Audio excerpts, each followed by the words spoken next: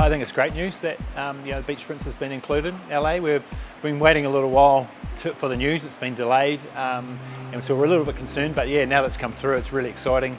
I think it's great for rowing. It's going to provide a really neat opportunity for us to diversify our membership over time.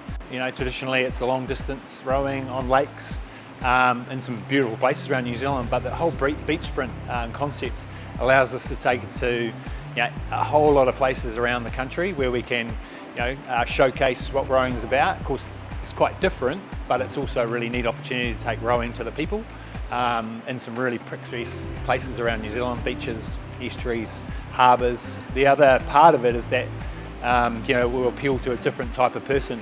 Actually in a coastal rowing boat, it's a lot easier to balance and row compared to a flat water boat. So I think there's a whole group of people out there that can become involved in rowing.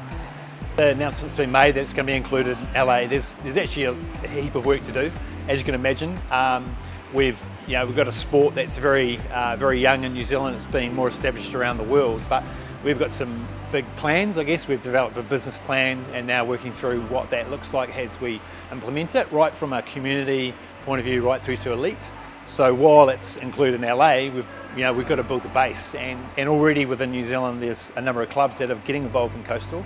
But yeah, it's developing that program, that pathway, like we have in traditional rowing. Now we have to do that with coastal. So yeah, really exciting, but yeah, heap of work to do, and which is something to look forward to.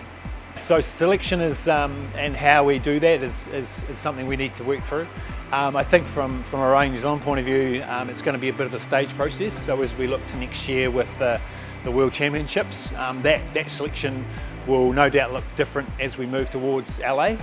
So it's developing a policy that is flexible as we move forward. So next year the focus will be around the World Champs, and then once we get into the Olympic cycle, then we'll start to plan what that looks like. And there's some questions, I guess, that we need to work through with regard to flat water rowers and their availability to also do coastal. At the moment that has been working reasonably well, but as we get closer to LA, then I think that the rowers will need to make some decisions whether they're going down the coastal route or down the flat water. So that will pose some challenges, no doubt, but again, those things we'll work through as we get closer to LA. One of the real opportunities with coastal and the interaction is also the under-19 opportunity. So at World Champs now they do offer under-19 events, and so something next year we are really keen to investigate is sending a junior under-19 team. It'll be along the lines, I guess, of our current under-19 team, which is a user pays type concept. But I think again, to build the base for coastal rowing, then we need to start at that level and work our way through. So that's some plans we're working on at the moment, and we hope to have a team for the 2024 World Champs. With the announcement of it being included in LA, I think we've been playing a little bit in that coastal space for the last couple of years, but now we have that announcement, and I guess it cements its future at an elite level anyway, so we can build that pathway from the community through, now that we know it's an Olympic sport, and I guess that's what we've been waiting for. I think it creates some really neat opportunities around including different types of people into our sport. Surf lifesaving is one of those ones that I think that there'll be a number of surf lifesavers that will see a career pathway through rowing like they do with other sports like kayaking and swimming.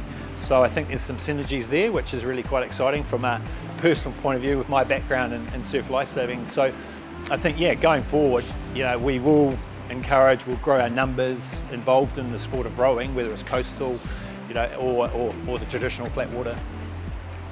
It's a very short race compared to traditional rowing. Again, we can take it to some pretty amazing places around the country that you can set up that sort of atmosphere that's a little bit different to traditional rowing, the music and DJs and barbecues and bits and pieces, which I think again will just add a really neat dimension to traditional rowing, which I think will attract a whole lot of new people, but also people within the sport may want to go across and have a go at that as well. And I think it'd be really cool for our young people, for our masters in particular as well. So yeah, I think from that point of view, it's really exciting that we're heading down this track. Coastal has been going for a couple of years, and I guess this question where how do you get into coastal rowing? There are a sprinkling of clubs around the country.